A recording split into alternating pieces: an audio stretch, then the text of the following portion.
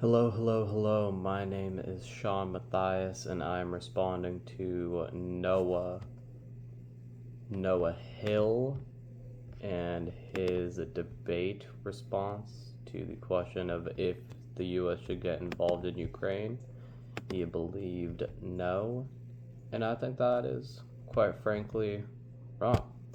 The two main points he made was Ukraine is not in NATO, therefore we have no obligation to protect them, and we can put pressure economically and get Europe off Russian natural gas dependency. And I think those are both very flawed arguments in regards to Ukraine is not in NATO, therefore we have no obligation to protect them. America is a beacon of the free world. We are the leader of the free world. When we recite the Pledge of Allegiance, we say, "Pledge allegiance to the flag of the United States of America, to the republic which stands one nation under God, with liberty and justice for all." For all, for some MAGA Republican, for all might just be U.S. citizens. When I hear liberty and justice for all, I think that means the world. And historically, America has been the beacon of the free world and the protector of a liberal democracy across the world.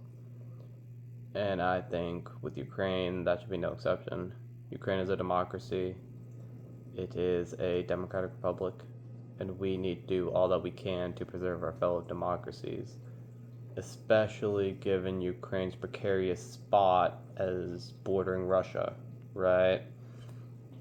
It exists on the European Great Plains, right? Which serves as a funnel to Germany and serves as a funnel to Moscow.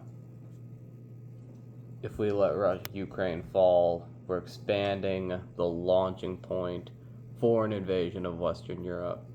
And I think allowing that is ridiculous and poor planning and strategy. We have a strong obligation to protect them just because of our own interests, but we also have a strong obligation to protect them due to the ideas of democratic peace. You know, the more democracies there are, the more peace that there is due to there being more trade, due to the ideas of democracy being more,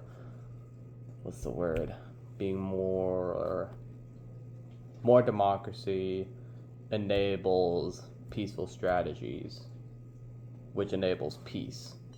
So we want more democracies. Letting Ukraine fall, that takes out a democracy and makes the world less peaceful. That's enough about, protecting Ukraine, and that's enough about protecting Ukraine.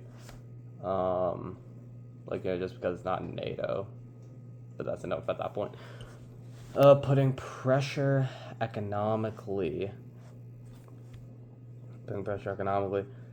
There's no way we can outcompete Russia in regards to natural gas. They have so many pipelines. They control all of those pipelines. And those pipelines are so readily available. To get off of Russian natural gas would be such an expensive endeavor. It'd be like trying to outcompete Standard Oil in the late 1800s. You just can't by natural competitive means. You have to stack the deck. Now, how you stack the deck, we could debate that. But you just can't compete economically with Russian natural gas. I don't think Germany wants to be dependent on Russian natural gas. I don't think France wants to. I don't think any country wants to in Western Europe, especially now. And yet they are. And they are because it is so good. It is so efficient. We can't compete economically. We have to compete either with sanctions, with embargoes, or we have to compete militarily. And I think militarily is the cheapest option. Sadly, that will cost human lives. Sadly, that will affect how Ukraine's territory comes out the other side.